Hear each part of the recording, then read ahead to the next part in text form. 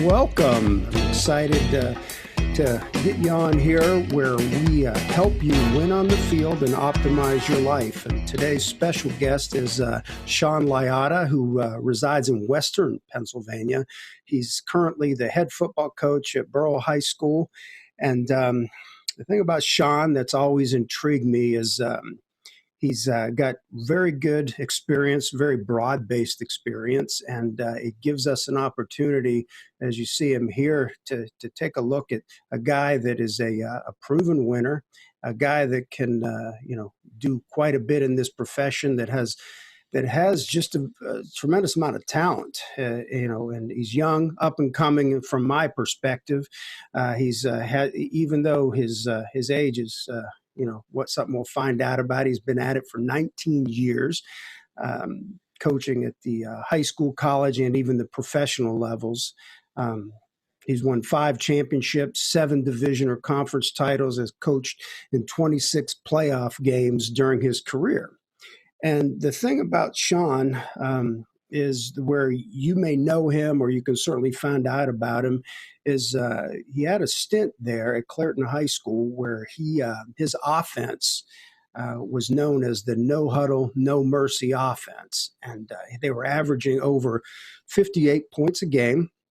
They broke the all-time Pennsylvania scoring record and became the second highest scoring team in the history of high school football with 958 points in 2014.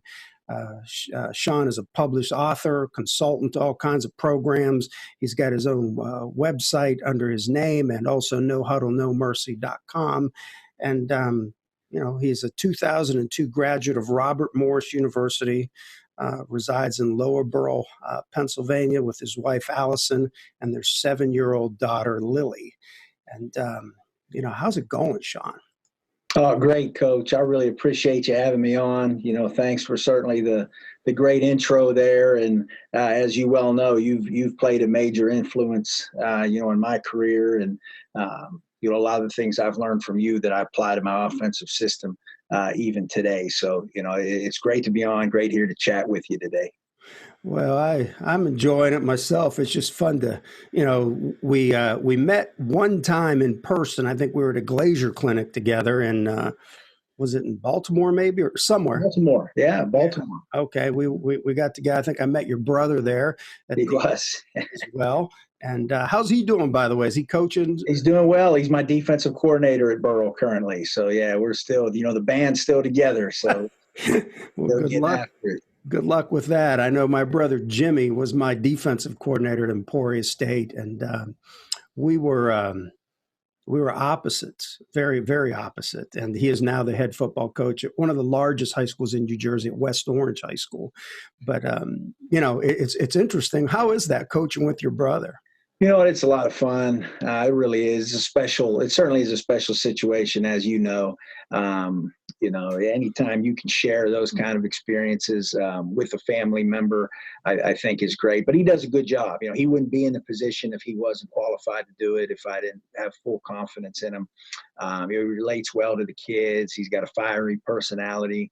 So he does a good job. Now, he knows that I always kind of, favor the offense in a way. And maybe he doesn't always, how those defensive guys are. They want to practice for 2.5 hours out there, and they want all the reps and everything like that. And it doesn't work like that a lot of the time. So, those things are fun. And then you get a little, when I coached arena with them, that was probably more fun because it was basically ones-on-ones, at that level. And, we would talk a whole bunch of trash back and forth, and we'd score on them in practice and things like that. But, he does a nice job, and, it's a lot of fun coaching with him.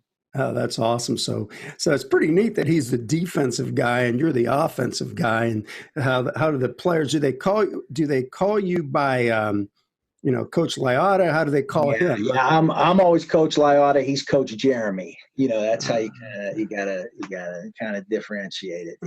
Yeah. That'd be too much. Yeah. Yeah, it's funny because my brother's name's Jimmy, so that's how Coach Jim. That was how they did it. The players did it in Emporia State, and I got one funny story for you. So and I'm curious if you've got anything like this. So we're playing my first year at Emporia State, we're playing Washburn, which is a rival game. They're 45 minutes apart. Tony DeMeo is the head football coach at Washburn, and this game is going back and forth. And we're like, at the time, I think I was studying some of the, John T. Reed. He's the Sure, clock management. Yeah. So I've been studying his stuff and had published an article in American Football Monthly about him at the time. And I'm looking at this thing and I'm following these things. He was calling pace charts, like how fast you're going on the average scoring drive. And we're getting to that fourth quarter and this thing back and forth. And I go, Jimmy, stop. Just take a freaking knee on defense. Let him score. Because if you let him score, then we can come back, score, go for two, and win this game. It was a close game. And he gets all ticked off at me. He's like ready to come after me on the sidelines. And we didn't do that. The funny thing was he held them and blocked the field goal, and we won the game. So I don't know if you ever run into. Most definitely. It's funny that you say that. Exactly the same scenario, because arena football, the whole deal is who has the ball last in a close game, generally. Okay. So what will happen is a team will have the ball and they'll actually try not to score so that they can actually – so you'll see teams, if you watch even AFL games, you'll see teams will take knees on second down and third down when the ball's at the 2-yard line or 3-yard line just to let the clock wind down so that they can score last and not give the other team a chance with the ball. So one of the strategies you have on defense, you actually have to practice this in arena, is letting them score but almost pulling the guys into the end zone. What? Like, yeah. Yeah, that's awesome. That's actually practiced. Yeah, where you actually, have to like get the ball carrier and almost try to pull him in the end zone. So we'd have a call for that. I think it was purple or something like that. So when we get in some of those scenarios, we call it, and he would get really mad. And I can tell you, of all the times we executed that strategy, it may have worked once, because at that point there may be 20 seconds left in the game or something.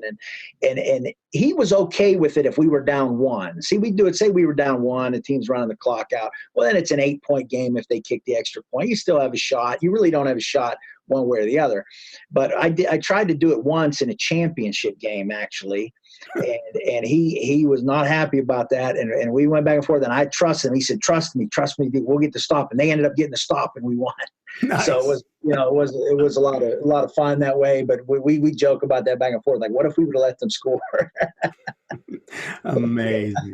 That is good stuff. Yeah, that's awesome, Shawn. Now, let me ask you, how old are you? I'll be 38 in July 11th. Okay. You have accomplished so much. I mean, I saw, on your bio, I was talking 19 years of coaching. You've done so much. And, I just really want to go back just only to the very beginning. Sure. How did you get started? What compelled you to be a football coach? Sure. I played at Springdale High School, which is a small school in western Pennsylvania, under a Hall of Fame coach by the name of Chuck Wagner, who just recently passed away this last year. He coached for over 40 years as a head coach. And he's got a great book out there as well for coaches that want to read books. If you want to read a very interesting book about his life story, he has a very inspirational life story. The book is called Hang in There Tough. Okay. Is the name of the book. And it's basically his biopic, so to speak, of his coaching career. But he did a lot of things, and he certainly was a very influential coach to me. When I played in high school for him, actually, we were a lot of 2 tight end, full house, T formation, dead T. And sure.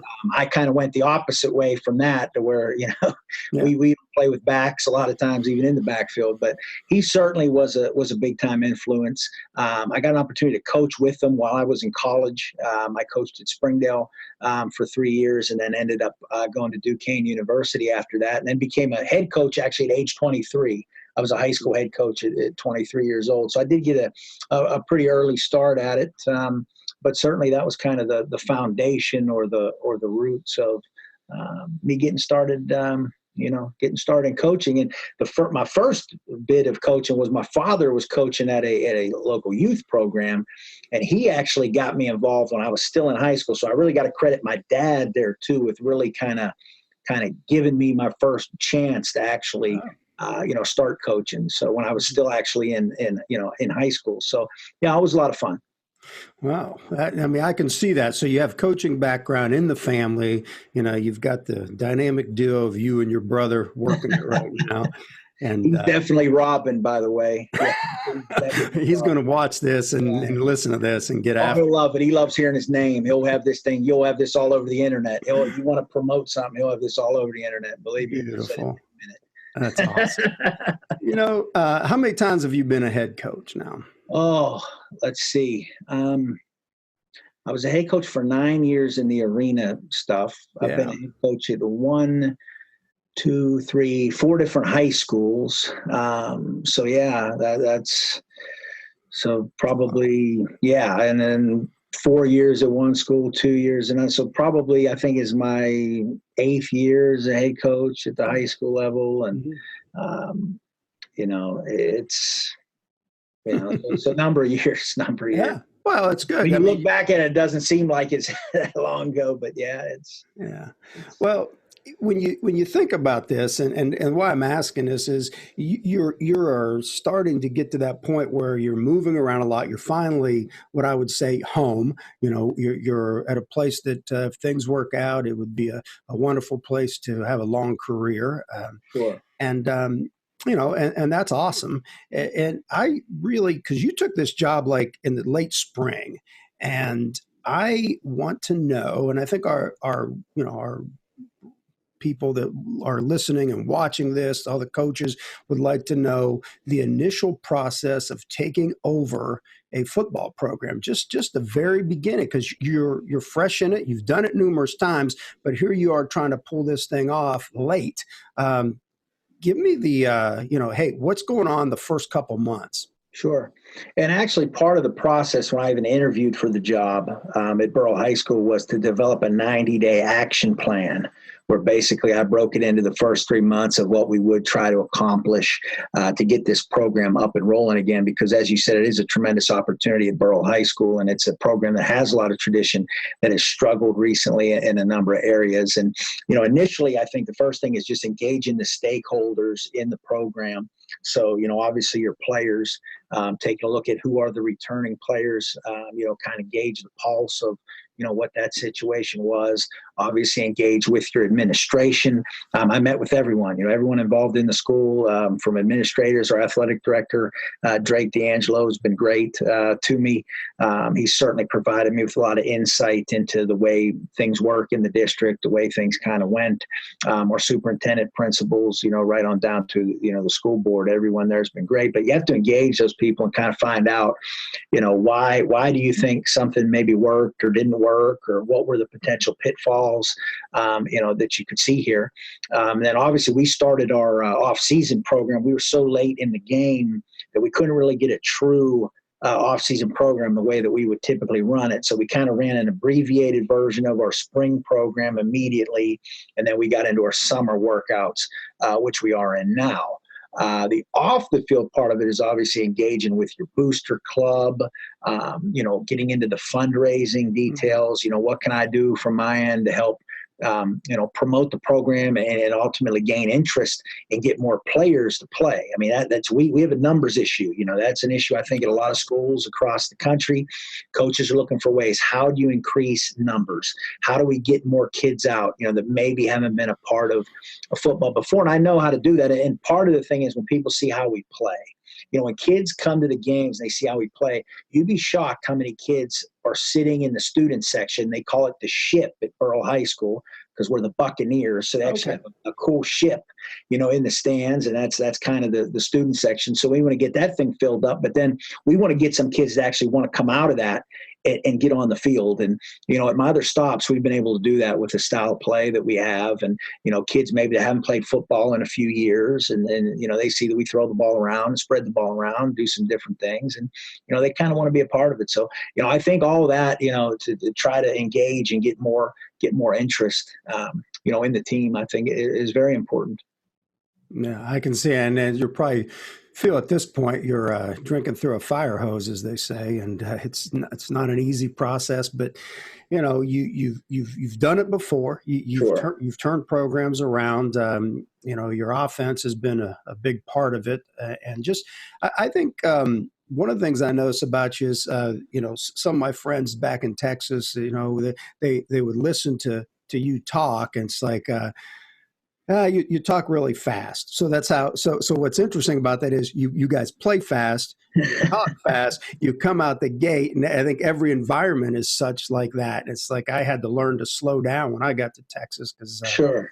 that Yankee thing got me a little bit, Yeah, I mean, we want to play fast. We want to try to be up tempo in everything we do, and that's part of a culture change. That's another big deal, and just setting the expectations. Like, what do we expect from our players? What do we expect from our parents?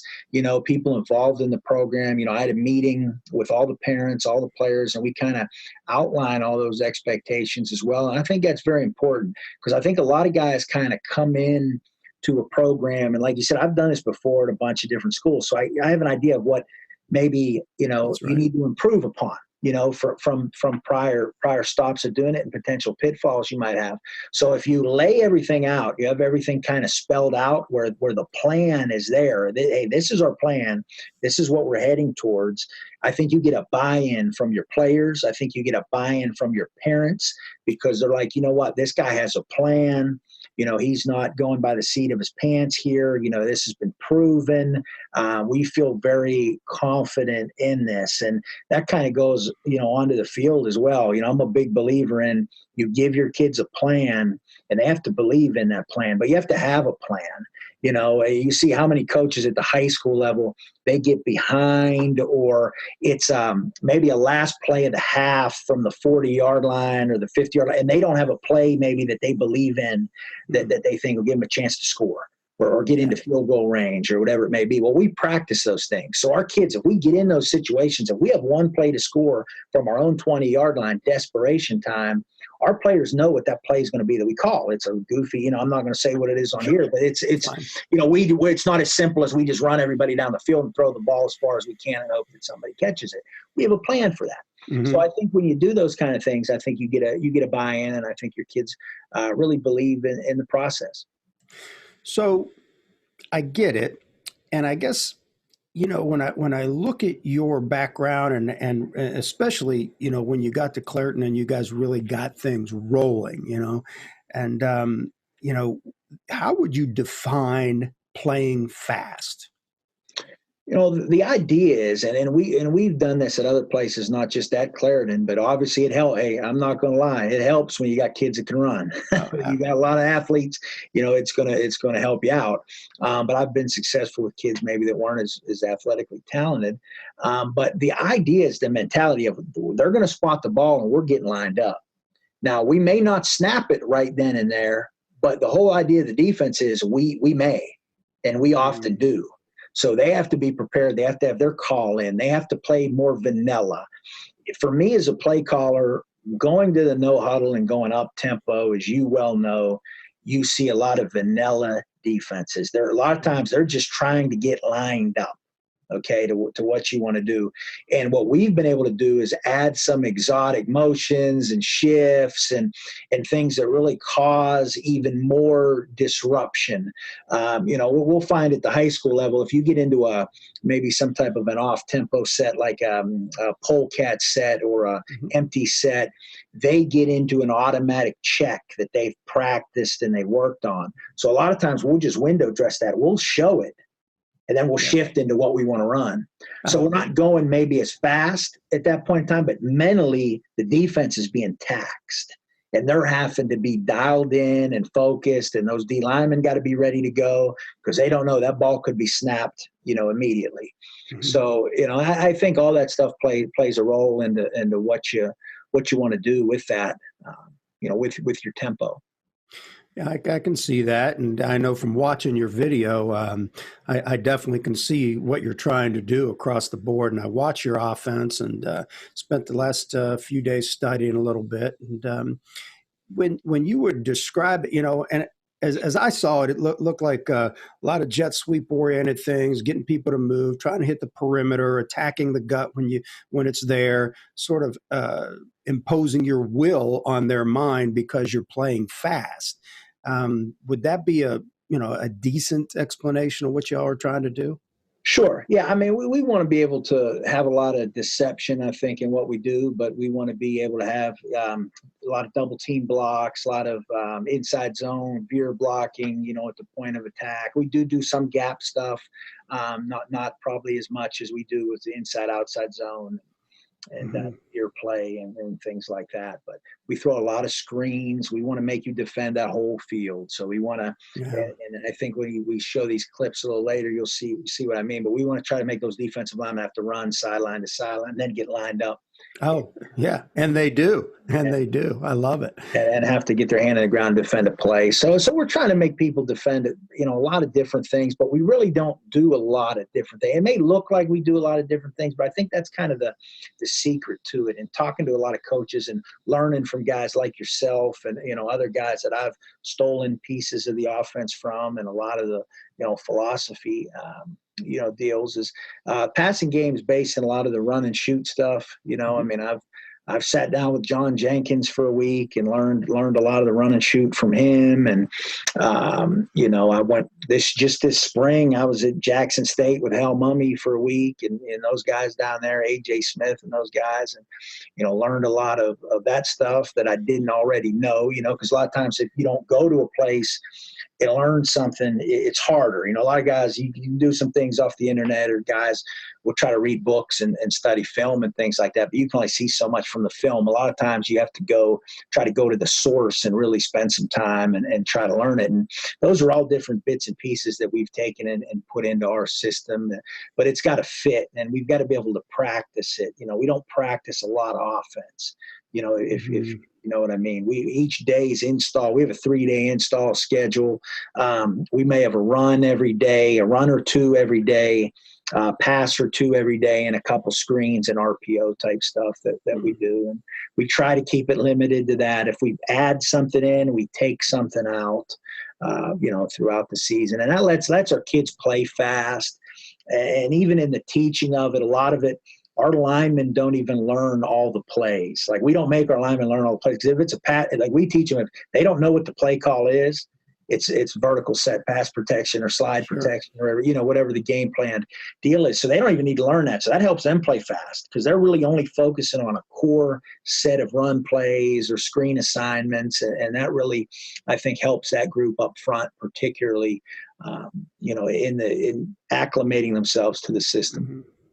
Yeah, I mean, I can see that, because as when I watch some of this stuff, and I think sometimes as football coaches, we get a little bit too full of ourselves and try to add so much stuff, and it's sort of reminds me years ago when I was working on some graduate school things at Kansas State, and I went down and spent a week with Tiger Ellison, and he was retired, living down in Center City, Florida, and for those who don't know who that is, he is the inventor of the run and shoot, and the guy that started the polecat and all that stuff. Spending some time with him, it's very interesting that I keep catching myself, because I've gone on that odyssey of, I like this play. I studied Art Briles stuff, and I've got all his film, and then I look at it, it's like, I start adding that. Then you start adding this. And just what you said, sometimes you just got to take away things whenever you add something. And Tiger told me that a long time ago. And if you run into that quite a bit?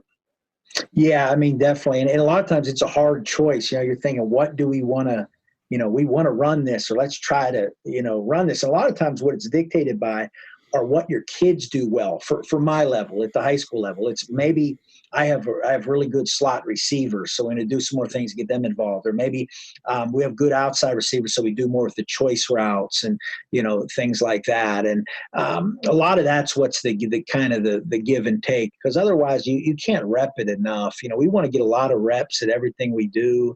I think we pride ourselves on being able to execute against multiple defenses. We don't really worry, as is your philosophy. I know we don't worry about what they do. We will execute off of their reactions and their alignments. So that takes a lot of time, really, to drill that and, have the ball in the air a lot, so those guys can get used to those decisions.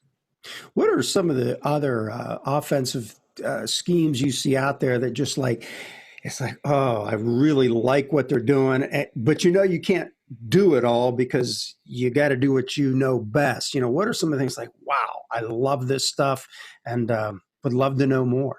Sure. Well, it's funny you say the Baylor stuff because I've been watching a lot of their old tape, a lot of the Tulsa tape with Philip Montgomery there. It's, same offense, Syracuse, with Dino Babers and, just a lot of that stuff because they're up tempo. They don't, I think that's an offense where people think there's a lot more to it than there actually is. But if you don't know it, if you don't know the deal and what they're trying to do, it doesn't appear that way. But they do some great things with their choice package, their individual choice routes that they do, the slot choice, the outside choice, deep choice packages, some great stuff I've been trying to study. Offensively, a system I like the option. We don't run the option, but the option is a deal where that's hard to prepare for, the old flex bone and all that kind of that's we don't want to see that kind of stuff. We certainly don't want to see it. It's hard to, anytime we've gone against those kind of teams, we've really, it really hurts you. So you want to try to, I guess by me saying that is you want to try to incorporate some things into the offense where teams feel the same way. Like, we hate to have to prepare for that. So we'll run a lot of exotic or weird formations, and we do different things off them just because I know the defense has to practice against it. I know they have to waste time. I don't want to say waste time, but they have to spend time, invest in time with trying to just line up to some of that stuff. And then they start defending ghosts. Because I've talked to some of these defensive coordinators, like they start defending ghosts. They're seeing every which combination you could do off of there. Well, what if they do this? What if they, they might take this guy and run him, here or do that. Meanwhile, we're not even doing any of that probably, but in their mind, they're kind of drawing up scout cards of, of like polecat type stuff about, the Tiger Ellison version, where if you open that book up, I've got the book actually behind me back there. Okay. But you open that book up and people are going every which way. He's got some of that stuff. Those guys, and I think that's what a lot of these defensive coordinators do. They try to defend ghosts. They try to have an answer for everything, and I think it takes away their preparation for stopping your base plays. Awesome. That's great insight for anybody. I mean, it makes so much sense. I can appreciate, some of the things that you just expressed to us. Let's talk some ball. Okay. And I think we want to show some video here in a little bit. And, last fall, we noticed that, you were at Albert Gallatin High School. You guys played West Mifflin, beat them 28-27. And a lot of people consider that one of the biggest upsets in Western Pennsylvania Intercollegiate Athletic League history. And, it was huge. I mean, you look at a team that came in ranked number 3 in the WPIAL, and you had just taken over. I think it was your second year at Gallatin, and you found a way to win, and that's they're good, no question. And I wanted to put this up on the screen here so we could share a first half drive. Sure.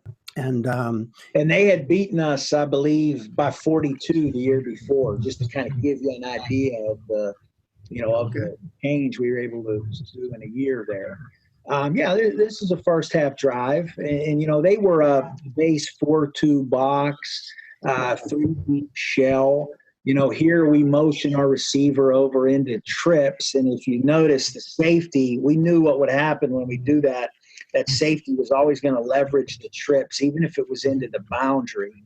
Wow. So what we wanted to do there is we just run our quick choice game outside. Our receiver breaks off into the void there, off his fourth step. We get him the ball quick, and we end up picking this up. I think it was a 2nd and 20. We ended up getting the first down there off of that, but we knew we could get that safety out of there, even to the boundary. I mean, here you go. We run a lot of these screen concepts, these swing screens, and here we're trying to get a swing screen out, and we're trying to run a tunnel screen underneath. But this will kind of illustrate the point of 55 here was an all-state defensive lineman.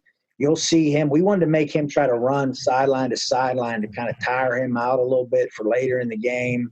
So you can kind of see those guys kind of chasing that. Even though we don't complete that, they still have to run and kind of chase that deal. Now we come back to the choice. We come back to the quick choice. Now it's into the boundary, but it's still with trips, away from the trips. We get the safety out of the middle of the field. They end up getting that overhang player kind of out into the window there. So our guy, sets it down off his third step outside, and we get the ball out to him quick from under the center. Now I'll say this, for guys who are running the run and shoot or those kind of concepts, I do think it has a lot of validity, particularly at the high school level, to do it from under the center like this, just because I think the timing of it for our quarterback throwing the ball on the run on some of this quick stuff is a lot better. Now, we'll use the gun as well, but this is just an illustration of really the ball coming out on the move, into that voided area. And, again, these guys have to run. The D linemen are having to rally, and they're trying to chase this this little hitch route basically down. So, we're still picking up some nice chunks of yards. So we knew in this situation, in this game, that we were at a disadvantage up front. We knew that their defensive front was better than ours. So we had to find a way to kind of keep them off our quarterback, kind of slow the rush down. So that's what you're seeing with a lot of these different things. Here's a stick route basically with our inside receiver. Mm-hmm. Again, quarterback does a nice job of reading this, and our inside slot receiver does a great job of working his way into the hole there and catching the football. Now, he puts it on the ground here. He ends up with his knee down, but we get kind of lucky here because he does end up putting his ball, on the ground at the end of the play. He doesn't have great ball security. He certainly took a shot there from the safety, but here's a deal where, and this is one of kind of our alert type deals. So we come out in a 4-by-1, and our quarterback, if you just pause it right there, he actually has the option pre-snap of two different things. He can either throw a screen up to the 4-man side if he likes the numbers. We have an alert, and basically the play comes in, and he has the option to make that alert, and we go to that screen right now. He also has the option at the bottom to throw a choice route. If we have one-on-one coverage or some kind of matchup we like there. And then we also pair it with a running play at times if our quarterback is that type of player against like this 5-man box here. If our quarterback in this situation was more of a runner, we would potentially check this to a box run play. But this kid was a sophomore. He wasn't really that type of an athlete for us. But the quarterback didn't like either of them, so he goes on and shifts these guys over, and then you're going to see us get into an unbalanced trips.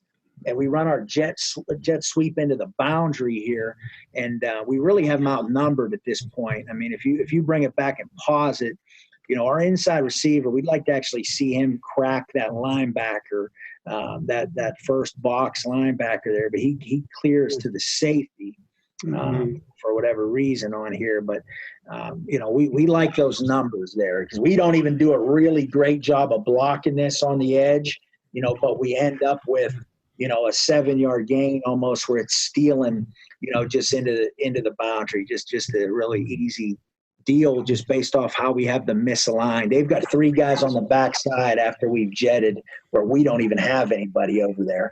So, when we can do things like that and kind of keep them off balance. And again, these are one of these plays. If you can add these kind of things to your offense for guys who are out there, a play or two where we call these jumps and shifts. Mm-hmm. If you can do that, you're forcing the defense to have to practice that stuff. And, we did some different things off of that package as well. And I think you'll see, we tried to run a reverse later in this drive or in one of the later drives. It didn't work real well for us in this game, but there are things we do off of it.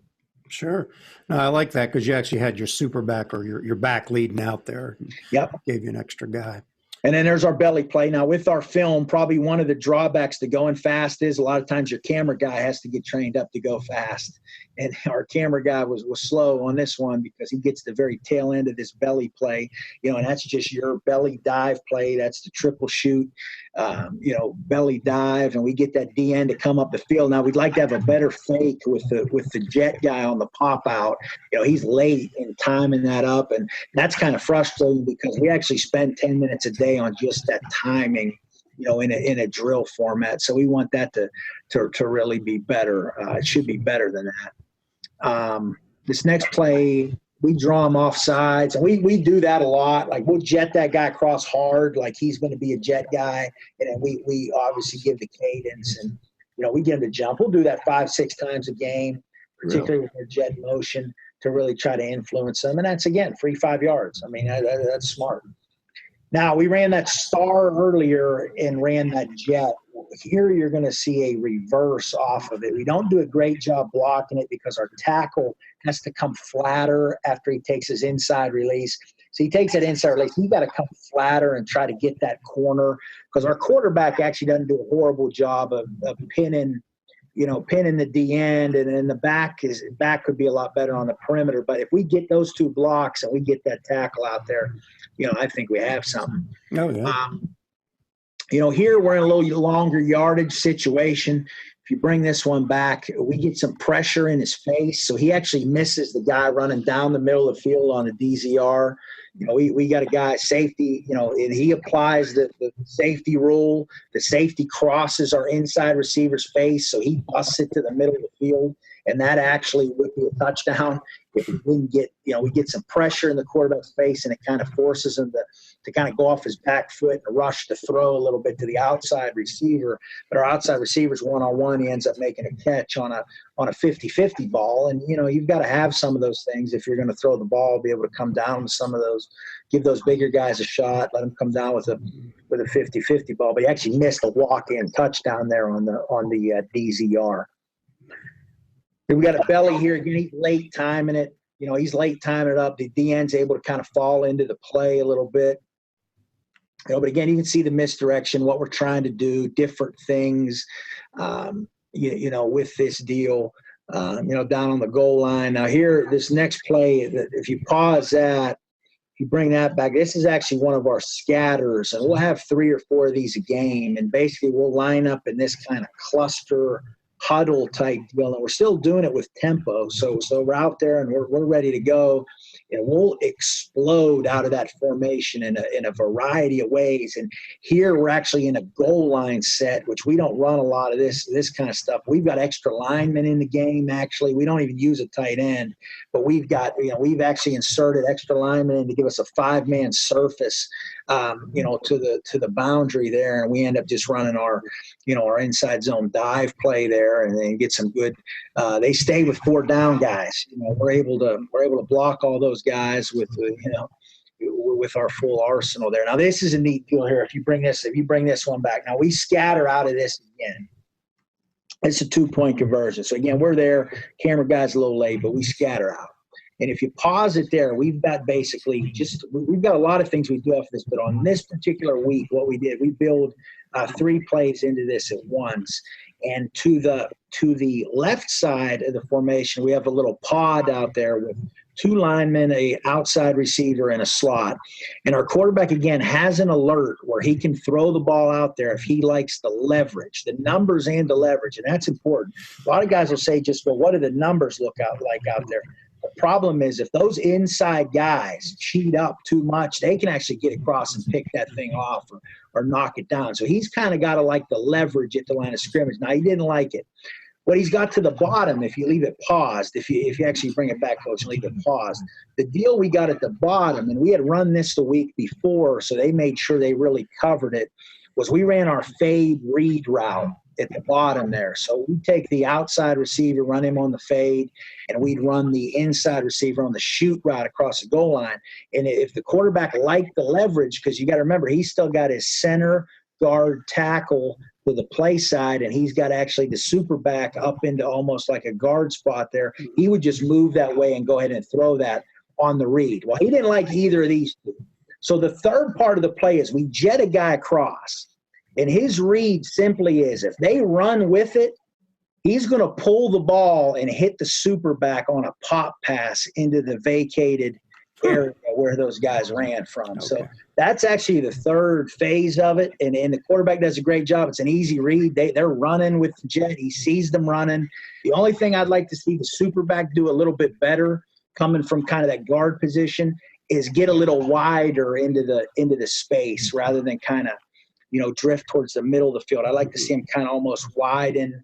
And the big thing we told the quarterback on the throw was, throw it like it's a balloon, make it a nice, easy catch for him. He's going to be wide open. Don't overthrow it. Don't sail it out of the back of the end zone. Just give him a nice little ball he can catch. So that was a good first half, drive there for us. I think, certain. So what did you think at this point? I mean, it's early in the game. You guys did a nice job moving the field. You're getting them basically out of sync. I mean, you could see they got them running hard. I mean, sure. What are you thinking at that point? Well, at that point, we were feeling pretty good. I mean, our kids were believing, and that's the biggest thing, really. I mean, high school football is getting your kids to believe in the plan and believe that they're going to win. And our kids really, on this day, you could say that our opponent, West Mifflin, was the better team, but our kids believed that they were the better team. Our kids really, truly in this game believed that they were the better team and we're going to win the football game. And when you have those situations where those things go your way, those little breaks, and believe me, it takes a lot of little breaks in a game like this to win a game, of that magnitude against a better team. And then those things kind of shook our way, and our kids, really started to gain some momentum. I think this is a second half drive, right? You got it. Yeah. So here again, we've run this screen a couple times where we early motion the back out. Well, here we come back with an outside screen to our outside receiver here. Now, is that called that way? Or that's called that way? Yeah, it's called that way. Where we early him out, and we'll actually pair them together. They can be paired together where we'll run that swing screen live to one side, and we'll run the fast screen to the receiver at the bottom.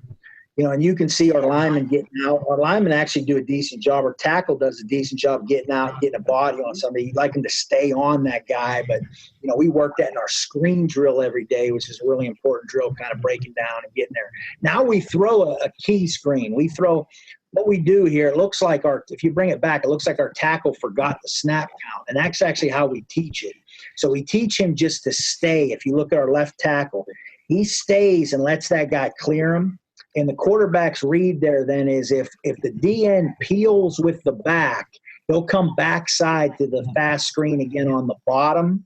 But in this situation, the DN came towards him, so he swings it out to the back. We don't do a great job blocking it with the receivers on the perimeter.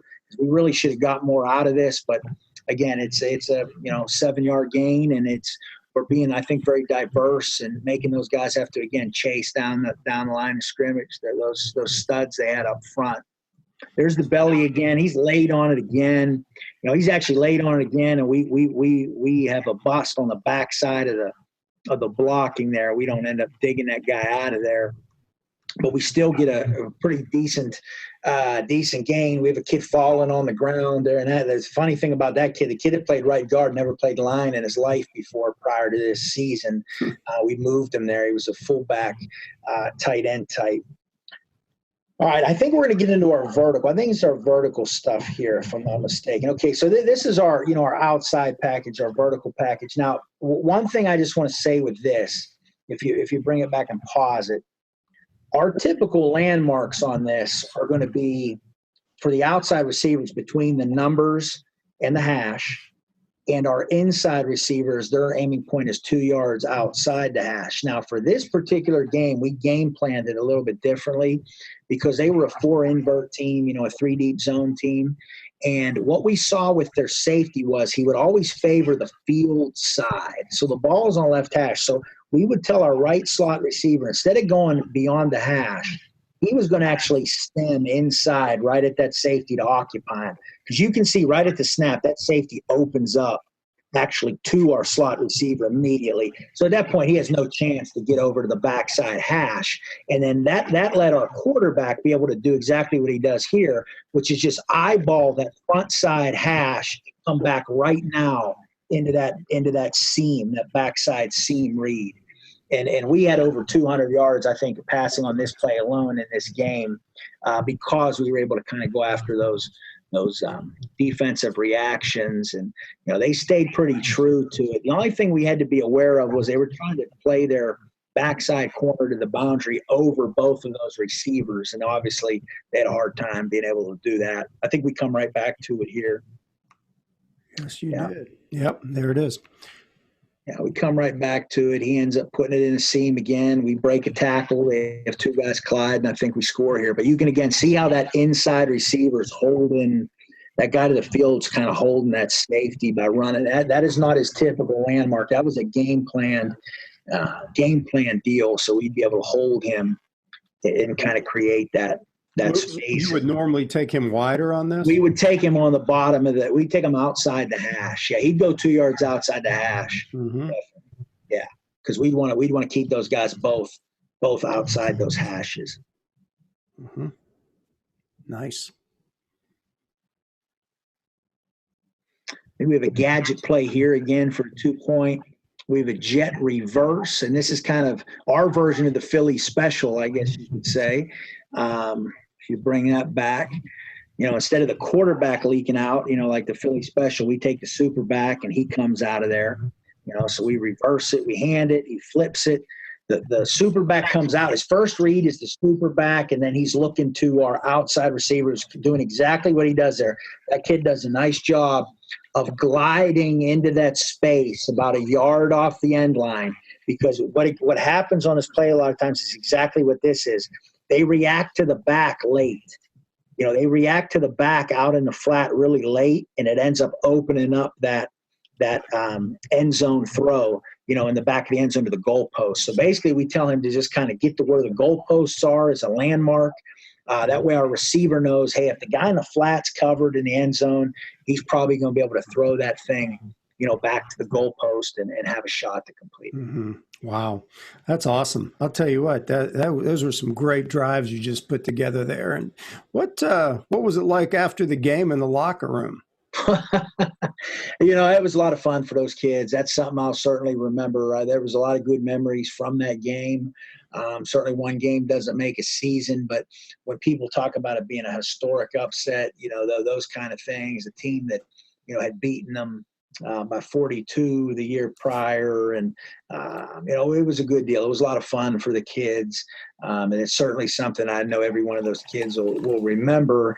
And probably what made it even sweeter was it wasn't like there was nothing fluky about the game. So a lot of times when there's an upset, there's a lot of kind of fluky things that happen in the game. And that didn't happen in that game. I mean, West Mifflin had a lot of yards. They had their drives. They had a running back over 200 yards rushing.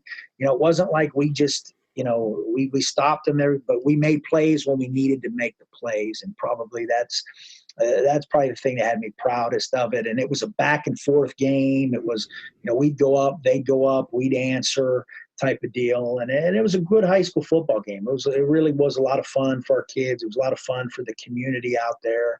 And probably the best thing was after the game, seeing all of the fans and kids pouring out of their bleachers because it was on their field and celebrating with our kids, and how excited everyone was about it, and just kind of the buzz that it generated for our program that week. It was awesome stuff. It was a lot of fun.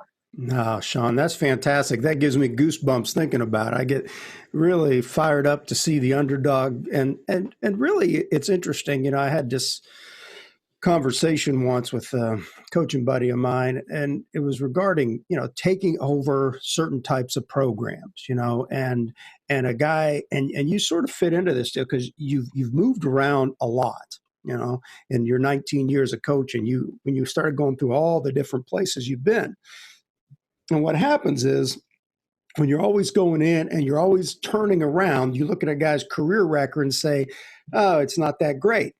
you know, and it's almost like, hold on, that means nothing. A career record is really, to me, only important if a guy's going to stay someplace for a long time. You've just been moving around, growing, nurturing yourself, because the last job right there, what we just looked at, how far was your trip?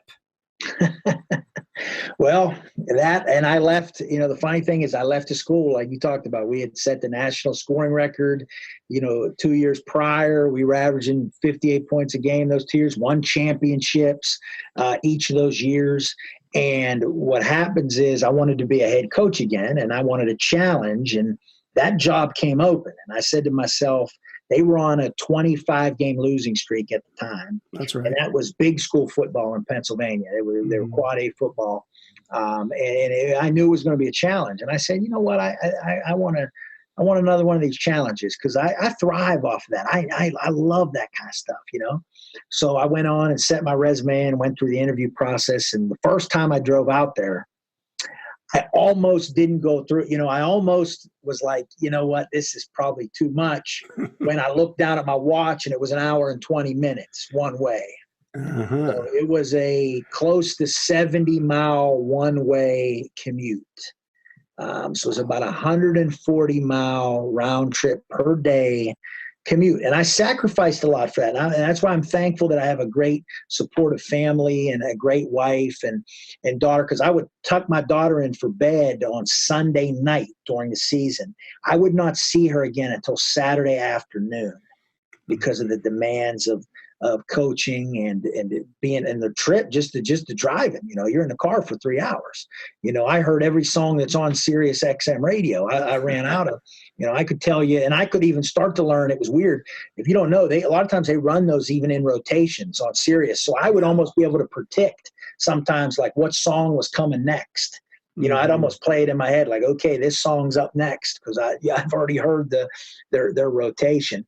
So it was certainly a challenge that way in terms of the drive, and it's great to be 3 minutes from home now. At the job I'm at now at Burrell High School. I love that opportunity. Like you said, I was never afraid. I've taken jobs anywhere. I love to take the jobs. Everybody says, "Oh, you can't win. You can't do this. You can't do that." That almost makes me want to do it. Makes me want to do it more, and kind of drives me to, want to work with it. And ultimately, it's kids. You're coaching high school football. You're coaching kids.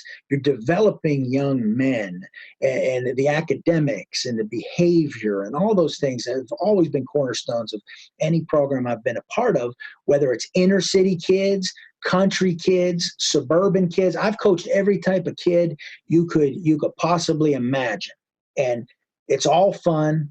It's all very rewarding. I wouldn't trade any of the places that I've coached, because I've been able to impact and be impacted by so many kids and coaches and administrators, and just work with so many great people at all those different places, that to me, that's what it's about. More so than a guy that kind of stays, sometimes you get those guys where they stay in one place at the same time. They almost kind of become stagnant or so set in the ways of doing things a particular way, that I've kind of had an opportunity to see how things are done different places, and take what I've seen that works and what I see that doesn't work, and kind of throw that stuff out and kind of add it to what we're trying to do here, and hopefully here. Now here, I would love to be here. You talk about the 40 year. If I could do 30 years here and be done or something, right, I'd be, I'd love to do that here, because I live here. I'm a part of the community. It's a wonderful school district, and I think a wonderful football program, but I'm very thankful for all the opportunities I've had. Well, Shawn, and that's a great segue into this part of the program, where we'd like to talk a little bit about optimizing your life, which is the other part of it. Because, we get in this profession and we're so obsessed with football. And I know, Coach Kiefer down in South Carolina, who I had on previously earlier this year, it was like, he talked about this. He goes to bed every day, 365. He's thinking about football. It's hard to turn it off. And that's always difficult for anybody in a passionate profession like coaching football is. And, it's funny, you talk to different people. A lot of them want to be football coaches, but they don't really know what it takes, at least to be successful like yourself. And, one of these things you had alluded to there in the last job, how you're going back and forth and all that. But how do you balance your life as a family man and a father in this profession of ours? Sure, and I think this one's important. I'm not a guy like I'm very dedicated to my job and dedicated to football. But when football is over, when I come home, I don't bring that home with me. I maybe used to do that when I was younger, but I don't bring it home with me, and I don't have other hobbies outside of football. It might sound weird to some people, but I don't golf. I don't fish. I don't hunt. I don't go out to bars. I don't do any of those kind of things. Okay. I'm when football is done, I'm a family man. So I do things with my family. So, we'll go out to dinner, or we'll go hang out at the country club up at the pool, or whatever, we'll do things like that. But I'm not out golfing. I don't say, well, I'm going to get, four of my buddies together. We're going to go out golf all afternoon on Saturday when I haven't seen my family all week. That's right. And I think things like that are important. And nothing wrong. I'm not knocking guys that do that. Hey, more power to them. But just for me, there's not enough time to really, football takes up, as you know, your time. I mean, it really, you invest your time, and the important word there is investing. I think you invest your time, not waste your time. So I'm a guy, like, with the advent of Huddle. With Huddle, the online film and everything, how it used to be, you used to have to sit even at the high school level. You have to go on the weekends and get together and have these coaches meetings, and you'd sit there for 6 hours and you watch VHS tapes and CDs and DVDs, all these things. And now you don't have to do that.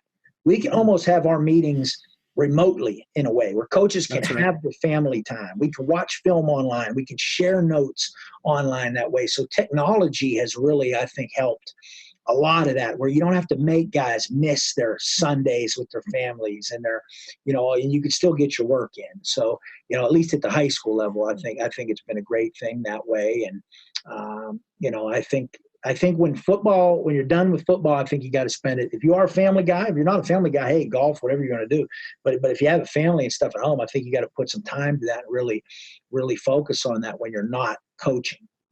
Mm-hmm. No, that's good insight. And, another thing that I personally am intrigued by, and I work on, to optimize my life, comes in the area of having routines, and like, what routines, if any, have you incorporated in your life to make you feel better mentally, physically, spiritually, any of that kind of stuff?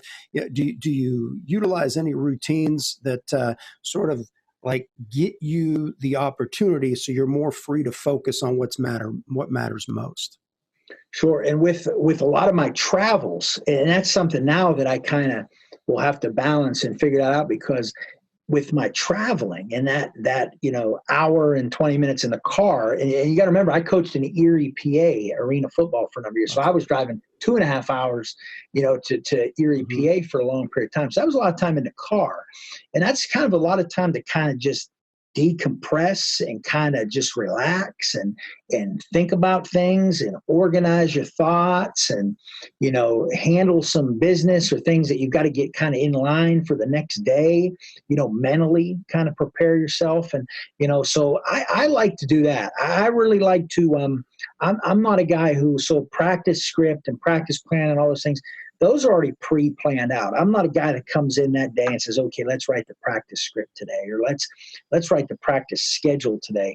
Those are done in advance, and kind of the tweaks that we have to do to them. So it's kind of laid out so that we can come in, just get our work in. And then when that's over with, okay, I do that planning kind of on my own in terms of keeping that organized. Now, if I didn't do that, I would probably feel more of a sense of stress, or a sense of, well, I've got to get all this accomplished because it's not outlined and detailed.